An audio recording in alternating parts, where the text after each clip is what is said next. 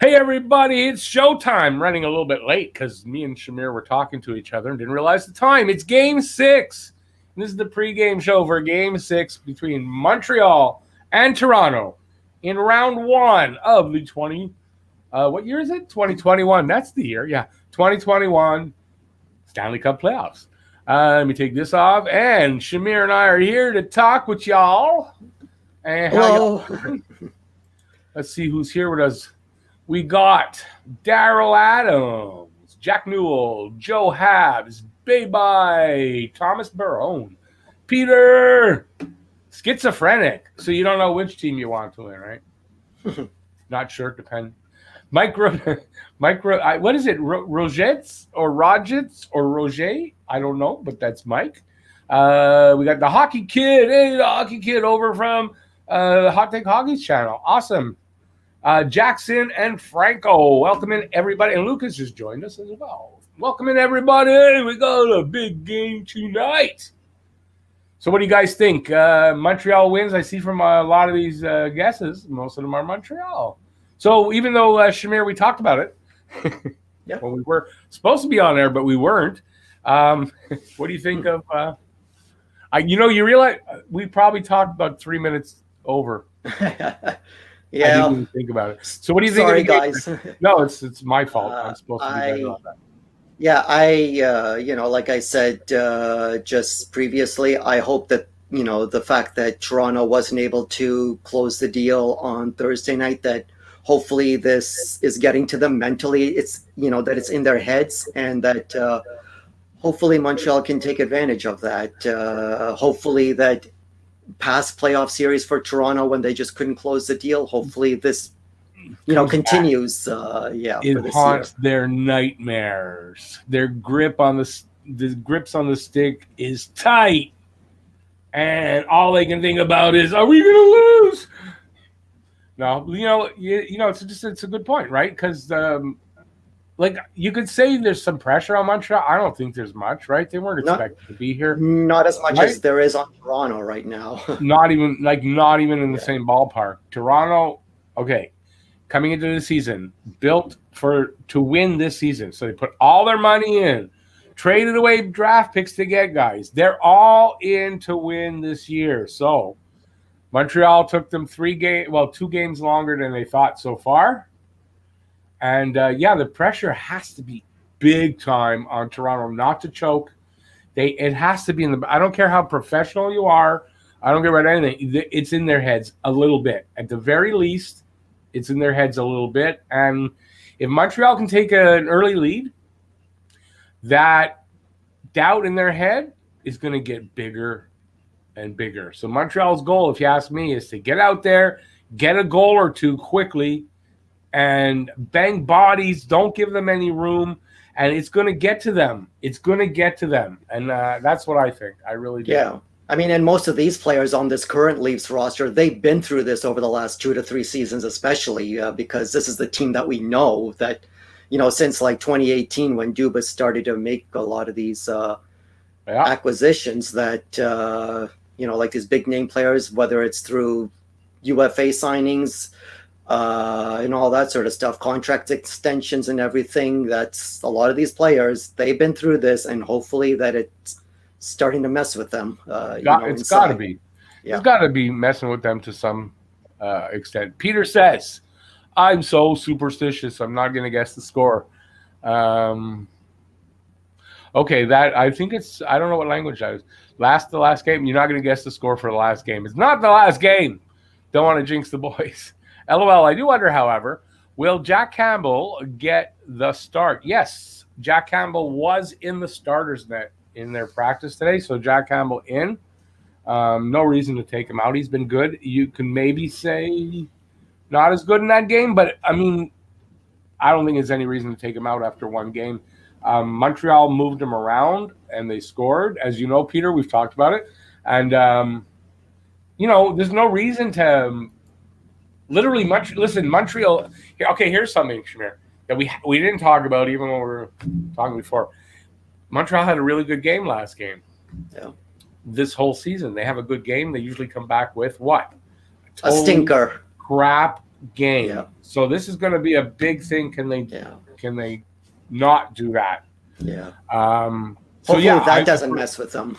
Yeah, no. If I'm Toronto, I mean, yeah, I give Jack Campbell the start. Like, I really think, for sure. Hockey Kid, yeah, I'm not. I prefer 7:00 too. That's for sure. Yeah. Like the last game. That's what he wrote. I got you now. Peter. Oh boy, I jumped. It's okay, Peter. We can jinx that part of it all we want to. It's not our guy. Yeah, exactly. Yeah, Montreal, nothing to lose tonight. Come out hitting hard. Get that first goal. Forecheck like crazy. Make sure you get back to cover. I mean, it's just they have to execute. I mean, if I would have the opportunity to say that to them, that's they know what they got to do. Thing is, they're not executing. So they did last game. So hopefully they do it again. Yeah. One more time. I want to remind everybody, if you're in here having a good time, give a thumbs up. Appreciate that. Subscribe ring the notifications bell if you haven't already. And if you want to guess the score of the game, you guess the score of the game and the first goal scorer of the game. Doesn't matter which team you pick that from. You can win the $10 prize or a $10 prize. Directly in your bank account via your Interact. Not an easy prize to win. We had some early season winners, and then I think 1 or 2 during the season. Like we had 5 winners, I think, this season. But still, considering out of 56 games, it's not an easy contest to win. But please, in the comment section, if you want, or in the chat here, just leave your guess for the guess the score. Shamir, what do you got?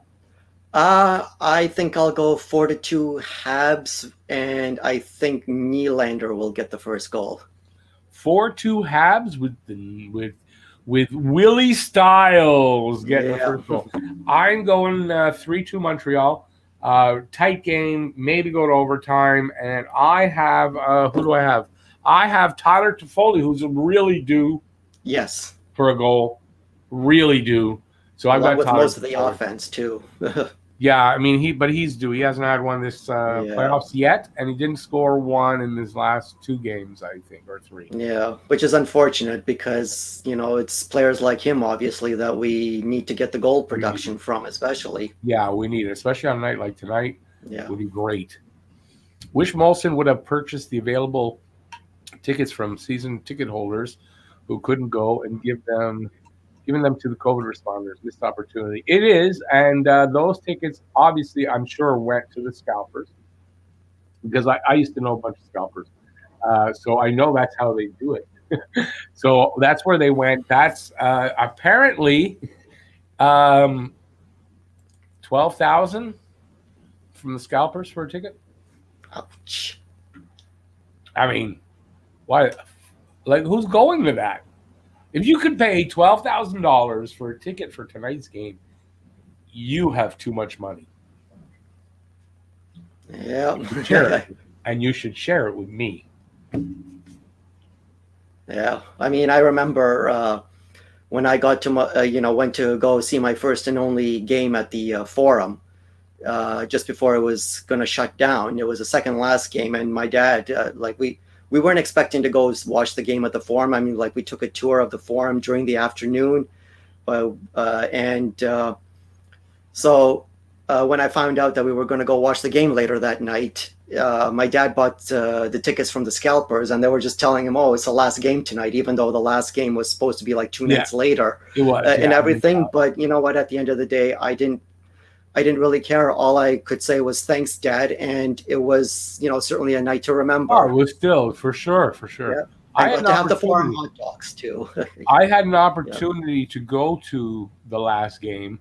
As a matter of fact, a friend of mine, my good buddy at the time, went because one of my scalper friends actually called and asked if we wanted to go because he had extra tickets. I think it had started, so ceremonies were on. And so I would have missed that, but I had the opportunity and I didn't go. And I kicked myself for not going. I could have gone. It's really a shame. I think that would have been the last game Like if I had gone to that, that would have been my last game. That's how long ago. Yeah. Since I've been to a game. Let's see with the hockey kids. So now the hockey kid, he is a Leafs fan. No, he's not a Leafs fan, but I know I've seen he hangs out. I think he's a mod over in John's channel on Hot Take Hockey. So he says, I don't know. I'm not a fan of any of these teams, but I know the Habs have fans. But I still just think the Leafs are going to win. But I think it's going to be close. Not a problem. But did you leave a score? Don't forget to leave a score and a goal score.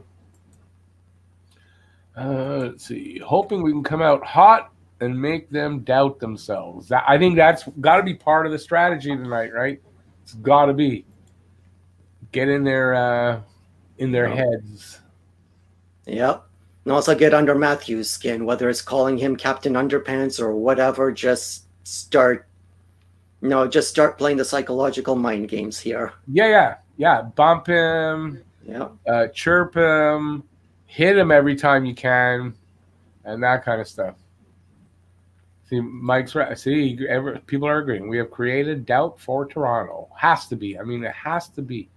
I hope that they've created doubt for themselves. What was that? Sorry, and hopefully they created doubt for themselves too. Well, yeah, that's it. I hope we're living rent-free in their heads. Hey, guys, have a good feeling again. Need to get on the board a few times early. Hit the net. Don't waste chances. Use the crowd. That's my thoughts. Yep, I have to agree. Well, like I said earlier, yep, you got to get – if they can get the first goal, even 2 goals, man, Toronto is going to be doubting themselves. I don't see how it cannot be that. They can start doubting themselves, but we also have to be careful that we don't take our foot off the pedals, because all it takes is 5 good minutes for Toronto, and boom, they could even be ahead of us. I mean, who knows? But sometimes, when you're gripping your stick like that, it's hard to get 5 good minutes. Yeah. Because when you're gripping tight, you're nervous. Yeah. You're not making the passes. Yeah. You're not getting the shot. You're just not doing it because you're too nervous. And, you're not – whatever. When you're playing hockey, you got to have a pretty light touch on the stick. You can't over grip, or it's not the same, man. It's just not the same. So, that's what's going to be going on tonight, and I hope it has an effect. Yeah. Oh, here's a nice comment. Delaney thinks, hey, well, we can't do it now, but when you come into the room next time, just put Delaney so people will start calling you that. I've been practicing calling you that. No, but we can't mix them up with Roger and Jeremy, though. We have to make sure that we Jeremy's Delaney, and then Roger, we call Roger because he hasn't been on, and Delaney got the first crack at it. Okay, Shamir, you look 10 years younger without the face. Aw, that's very nice of you to say. Delaney, I appreciate the compliment. That wouldn't be the case for me. Would not. If I shaved, look 10 years older. Always has been. It's one of the reasons why first time I grew the beard. I always liked beards, but I grew it, and even at a younger age, I looked younger. Yeah. And I think actually I looked a little older, but I kept it because as I got older, it made me look younger. Because every time I shaved it off, I looked so old. Oh. Okay. Well, I think if you shave the beard off, I think a lot of us would have problems recognizing who you are. I mean, that's just part of you. The facial hair. I love my beard. I just don't like it long. Yeah. Did you hear what Leafs are saying at the Bell Center? Saying, enjoy your last game and go Leafs. Yeah, what do you expect? I mean, that's just chirping, right? Yeah. Chirping's good. Chirping's okay. Yeah. It's as long as it doesn't get nasty. I mean, chirping is just chirping. That's hockey. That's Canadian hockey, man. If you don't chirp, you're not a Canadian hockey player, man. Like tea coffee, because you got to chirp, eh? Because if you don't, you can't get your coffee and donuts, and you wouldn't have the coffee and donuts because you'd have the beer and the donuts, eh? And plenty. And it's been a while since I've been inside the Bell Center. Are there Timmy's in the Bell Center? I can't remember. Timmy's every freaking where you look. We're in Canada, eh? Yes. We're in Canada, eh? There's Timmy's everywhere there, eh? Yeah. Let me see now. Harry Rice. Hey, Harry. Hey, Harry. Harry has a show after, let me not forget, when we're all done here, you head over to Harry, and Harry's going to talk to you for like 2, 3, 4 hours, depending on how the Habs do, and depending on if he's in a good mood or a bad mood. Yes. But it's always entertaining, and you go over to Harry's channel, that's Harry Rice on YouTube there. And yeah, check him out and give him a subscribe if you haven't already. So please do that. Harry, my boy, how's it going?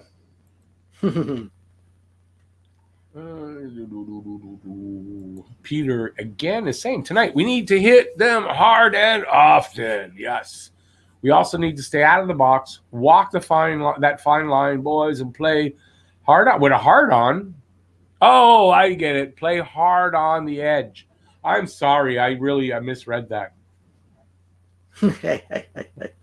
Well, this is not for children. I'm looking at you, Mr. Sherrod. Stay out of the box. Oh, I thought you were looking at him to say, keep your hard on in your pants. Yes. Now, if you want to talk about that kind of stuff, that might be for other live streamers. That might be different, though, for that. But yes. Keep out of the box. Yes. JD Delaney, that's my new name. Oh, you're gonna call him JD. I thought of that. JD would be like easy, but he's used to Delaney, so we're gonna call him Delaney. That's what I'm doing. You guys can do. You're on your own, man. You can do what you want. Yes. 34 watching. 34. Thumbs up. Give a thumbs up and subscribe and ring that notifications bell if you're new. Let's put that up. How do we put that up? There you go. Now let's see what we're going to talk about here. Oh, here's something. In case people are here that didn't watch my odds and ends video, how come you didn't watch my odds and ends video? Well, you didn't. 1992, on this day, Pat Burns went to the Toronto Maple Leafs as head coach.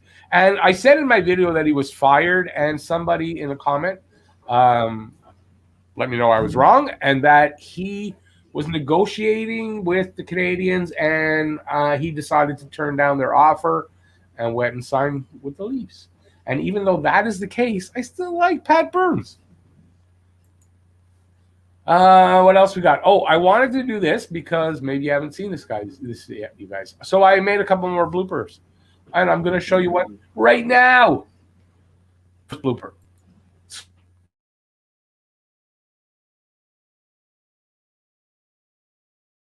The 2019 Memorial Cup. Nick Suzuki. Yeah. Okay. Take one. Finish. The #1 hockey channel dedicated to. Start this over. 2019.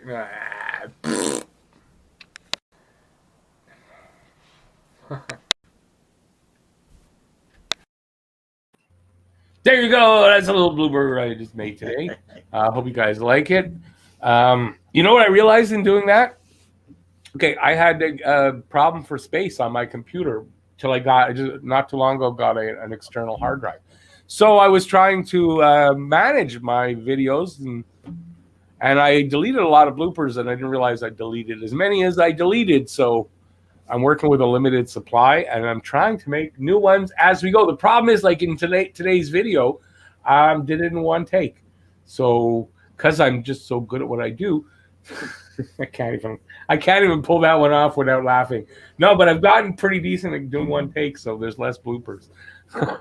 You also had quite the football jersey collection on those videos there. No, just have those two, and I used to wear them. I haven't worn them in a while. Yeah. But yeah, because I got more Habs gear when I got those red and gray shirts, so yeah. I didn't really need to wear something that's not a Habs thing. But because this is a Habs shirt, you see it says yes. Habs right here. Exactly. And also there are plenty of videos on YouTube as well with Habs players telling dad jokes, including Shea Weber and Cole Caulfield. Well, there you go. But maybe my glasses aren't working, because doesn't that say I love the Habs? That's what I can see, and I have a pretty strong prescription. There you go. See, that's what it says. Yes. So later, I'll before we go, I'll play the other, because I got another blooper reel. Yeah. Just as you were saying about Pat Burns, earlier. That was his first season that we almost won the cup with him as head coach, right, in '89, I believe. 89. They went to the finals against Calgary. Yeah, and that was his first season. Yeah. But also in Pat Burns' first season with the Leafs, I believe they just almost made it to the finals. So imagine. Oh, wait. It depends on. Wait, 92. Yes, you're right. That was the year. And that was the other on this date. Because on this day, March 29th, 1993, LA defeated Toronto to go on to that cup final against Montreal. And Wayne Gretzky had a hat trick. And Gretzky says that game was his best ever game in the NHL. That's for him. That was his best game. So, yeah, so it's interesting because I might have forgot to say that. But, yeah, isn't it interesting that it's on the same day? So, 1 year he signs. The next year he just misses out on the Stanley Cup final. He's got some good first-year coaching success, that's for sure. He does. Yeah, no, he does. He definitely does. So, so I thought that was interesting. I see that Harry is going to, if everything's good with his internet, Harry will be joining us very soon, it looks like. Tonight's lineups brought to you by Harry Rice. Hey, Harry, how's it going? Going good, Rick. Thank you for having me on. How's it going, Shamir? Good, thanks. How are you, Harry? So we're just talking about the lineup. Doing good. So tonight's lineup, there's very little change. The only change that is for sure is that John Merrill hurt himself in practice. I don't know what the injury is. I didn't see anything updated like later in the day. And Kulak's going to be in his place. And then the other one that might happen is that Jake Evans looks like he's ready to go. If he's ready to go at game time, it's a possibility. Ducharme said possible that Jake Evans can be in. Who will be in for, we don't know. So those are the lineup changes. Carey Price in net. On the other side, I do know that Rasmus Sandin is not playing and Dermott is in for Sandin. There's one or two changes up front. Nothing major, but I think there is, but I can't remember them. And Jack Campbell will be Nick starting. Foligno. That's right. But he's a game time also, I think. Yep. Yes, he's a game time. Nick Foligno, that's the one, is a game time decision for the Leafs. So, yeah, I mean, that's typical for playoff hockey, right? In the playoffs. You know, everybody's hurt. You got a lot of guys around. That's why you do have a lot of guys around, and you get all these sometimes waiting to find out what the lineups are like. So, Harry, since you're just joining us, your impressions of what you expect to see when the puck drops from Montreal. I expect to see us from Montreal. I kind of expect to see us come out the way we kind of played last game. We played the way we played period 3 of game 4, kind of throughout those first 2 periods last game. Just keep it going. Keep you have momentum after the overtime win. Just get some good vibes. You got your crowd. You're in Montreal. Just go out, hit everything that moves that's on the puck. Get your shots on Campbell early. That's how we got 2 goals. Force the turnovers. Make him move around. Do everything that you were doing in game 4. Make Campbell move around, though. They got to do that again. But yeah, in when I did the odds and ends, I did a very quick preview. But I mean, it's what I said. Just kind of a rinse and repeat, right? I mean, it's kind of just do it again. Basically, what they did, because they played a really good game against Toronto, and if they can repeat that. Now, the second question was, we're talking about how there's a lot of pressure on Toronto here. Where you'd think the pressure would be on Montreal being the underdog, trying to stay in the series. It's not the case, because Montreal, there's very little pressure. I mean, they do have some. They'd like to win. There's some of that. There's fans there. They want to do good. So there's some pressure there. But compared to what Toronto's got, what do you think? You think that pressure that they have on them tonight is going to affect them? And if Montreal pops the first goal, maybe 2, how do you think they react to that? First off, I don't want to obviously jinx anything. I mean, I'm already wearing the white jersey, so Hopefully that's that's a good like omen. kind of pushing No, it. listen, we're analyzing the situation. We're analyzing the situation. No one's mentioning that word we're not supposed to talk about for Carey Price, so we're good. No, just what do you think? How do you think that would affect Toronto if that happened? Because I'm not saying it's going to happen. I'm just asking if it does happen, how do you think that would affect Toronto? I think it would affect them greatly if Montreal comes out like similar to how we did last game, pot in the first goal or two, maybe even by the same player again. I think Toronto's definitely going to feel the pressure because they're going to be their first line hasn't been connecting. That Hyman, Marner, Matthews line hasn't really been doing all that much. It's really been a lot of their depth scoring. That second line, Nylander's been crazy good. Galchenyuk, even I thought, despite the turnover in overtime last game, has been really good. It's a lot of their depth scoring that's been coming through. And it's definitely going to be, they're definitely going to have a lot of pressure on them if we can come out and score the first couple goals. And like Steven just said, I think it would screw with their heads for sure. I think they'd look at this and, we were up 3-1 and now it's game 6 and we're down 2-0 or 1-0 already. I think a lot of them would start to panic, and I think it could potentially lead to them taking really bad penalties. And I think it would grow momentum for Montreal heading back to game 7 potentially, if that even happens. Yeah, and okay, so let's go now from there because Shamir and I talked about this stuff. Montreal wins tonight, say. Not hypothetical because I don't want to jinx them like you say, but it's hypothetical. Montreal wins tonight. Now, how does that ramp up the pressure for Toronto going into Game 7? That's got to be tremendous, right? The choke is on, right? Yeah. Yeah, of course, 2018, they made the playoffs, respectfully, took it to the Capitals. They were out in 6. No one expected them to win even a game, and they took it to 6. Or 2017, sorry. And then 2018-19, obviously, the chokes against Boston. 2019, especially being up 3-2 in the series. 2020, last year, not even making the playoffs, losing to Columbus. The pressure, if we get to Game 7, would be astronomical, and it could either help them because they have veterans this year, Thornton, Spezza, Simmons, just a few of them, Bogosian. But it would either help them tremendously, the veterans being able to calm everyone down and help their way through, or Montreal just comes out and potentially runs all over them. I'm saying hypothetically, of course, like you said, hypothetically, it could go either way. Now, I would say this, Shamir, I'm going to let you get in on it in a sec, because what you said there, Thornton, Simons, Spezza, what do they want that they can calm them down? Because don't you think at this point, those guys who haven't really won it, right? They haven't won anything really. They get there. They're going to have that same fucking pressure too. Don't you think? Yeah. So I don't know that there's going to be any calming effect because, Thornton's going to be like, God damn it, again, we can't, I can't do it. It's the same for him. So I see it that way. What do you think, Shamir? Yeah, I totally agree with that. And I hope that really does happen, and it really messes, with them, especially if we go to a Game 7.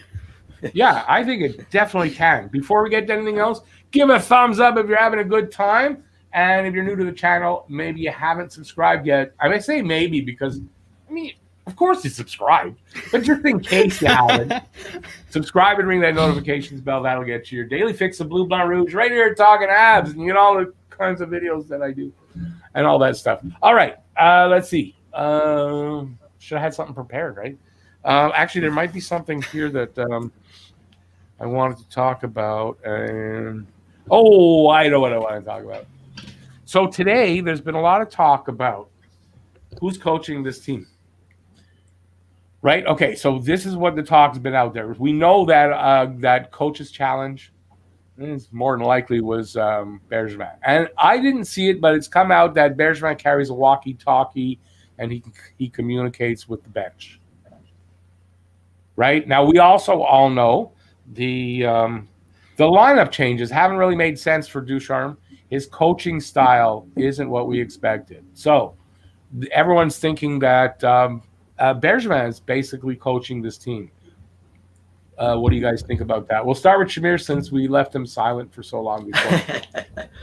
I think I would tend to agree with that in the sense that I think a lot of us would probably feel that there hasn't been much of a change between Julien and Ducharme, so I can totally buy into that theory that Bergevin still has his hand on the scales there. So I can definitely see that. I think that it's, Bergie's still having a big chunk of this in terms of coaching decisions.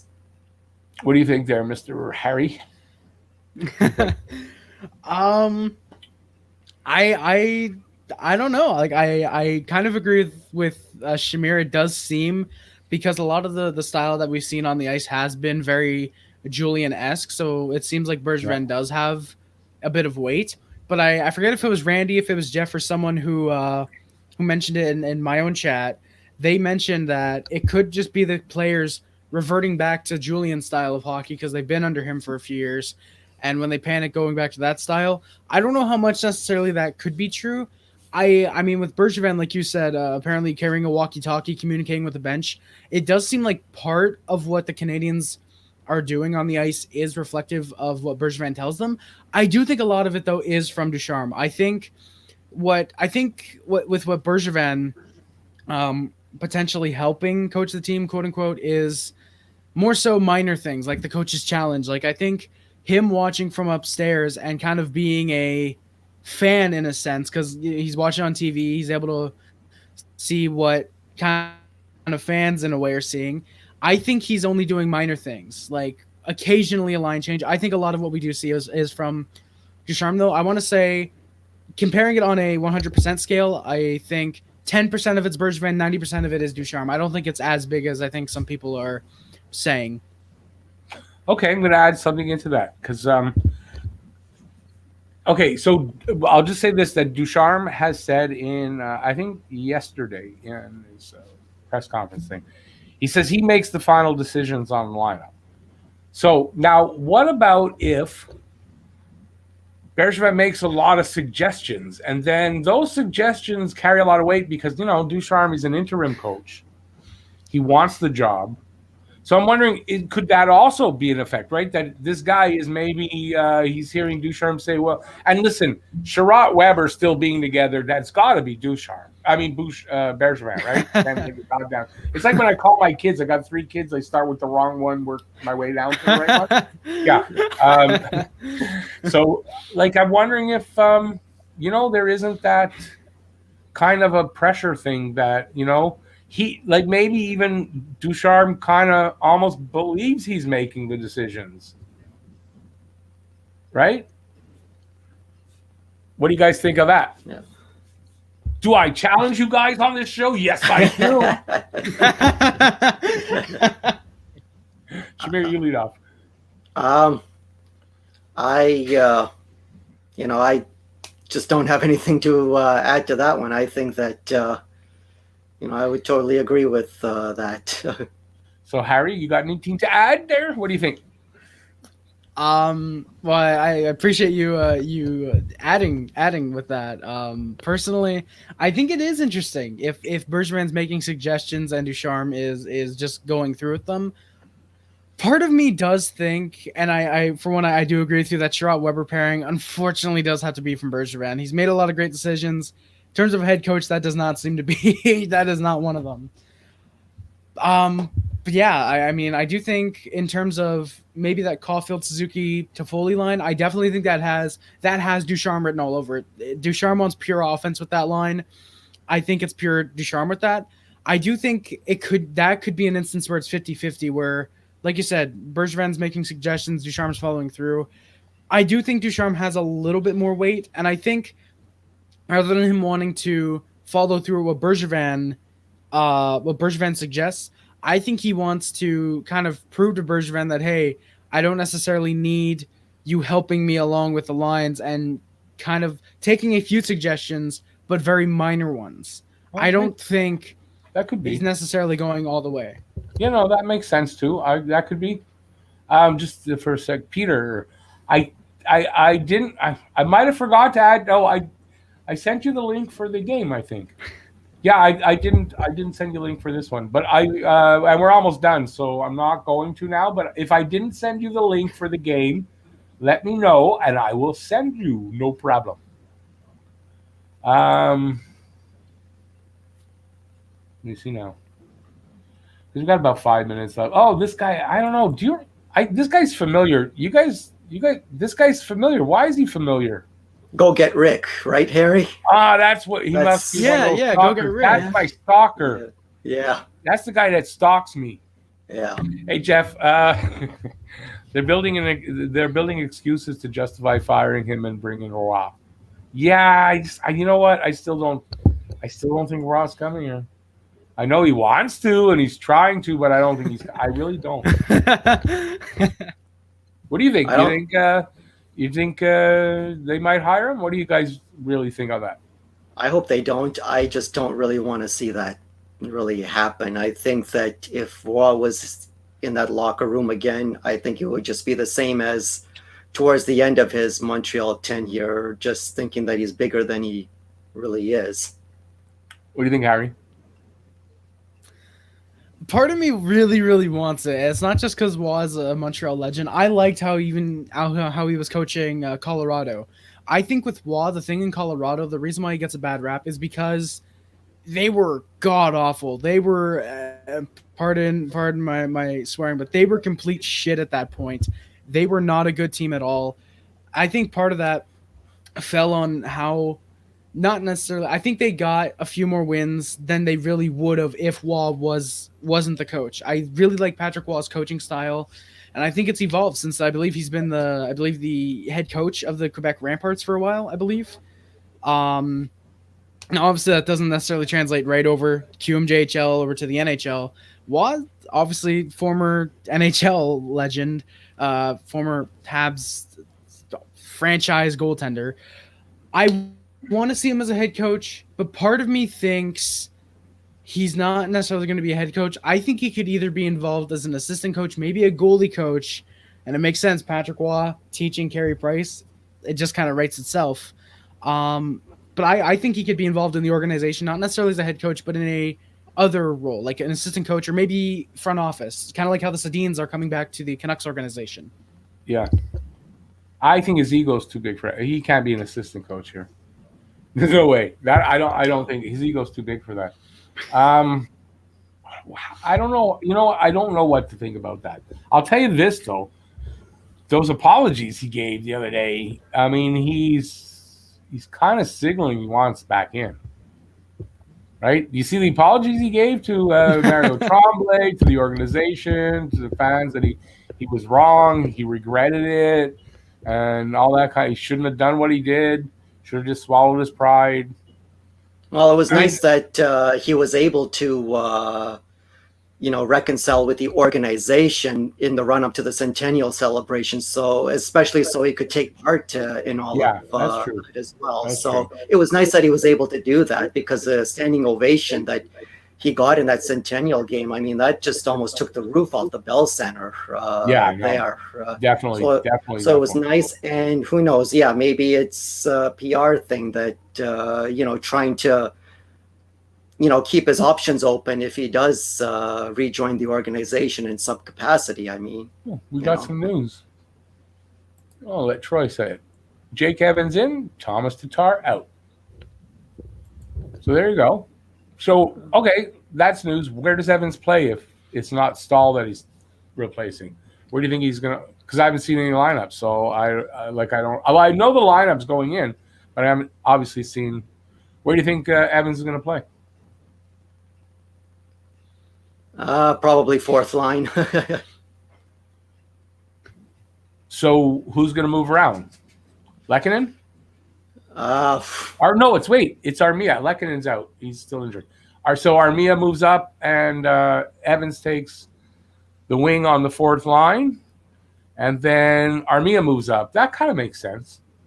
Now I wonder if Toffoli moves up one, and Caulfield could shift to the left. I'd rather see him on the right, though. Anyway, we're going to find out soon because we're 15 minutes away. Well, I mean, Ducharme has these lines in a blender anyway, so it could be a total surprise by the time we find anything out on this. Born to be a Hab is asking if we have 5,000. I think he wants a ticket to the game. Harry, did you see the prices for the tickets? Harry? I did. They were nuts. It's insane. It's absolutely insane. I wonder how much the tall cans of beer are going to cost if they're charging that much for tickets. God, I can't imagine how much the food and everything. Jeff says KK to the wing, Evans third line center. I guess that's a possibility. Evans, Byron, Perry. No, it would be Byron, Evans, Perry. I would think. All right. Anyway, we're at time to say goodbye till we see you again in 15 minutes. Yeah, so we're going to end the pregame show because we're 15 minutes away from, the start of the we're actually probably 25 minutes away from puck drop, but you know what. So I'm going to take off here. I want to thank everybody who came in to watch, everybody who gave a thumbs up. I want to thank Harry Rice and Shamir Rabji for taking part with me in this show. I thought it was pretty interesting. I thought we did a good job. If you thought so, please give a thumbs up on your way out. Subscribe, ring the notifications bell, and that'll get you your daily fix of Blue, Blanc, Rouge. And just wait 15 minutes, and both these guys are invited back, and we'll have other people during the game, and we'll do a game and have a hangout, have a lot of fun, and hopefully we get a good result. That would be really nice. Okay, so thanks for watching, everybody. Stay safe out there in case you don't make it back. And, peace out. See you next time. See you in 15 minutes.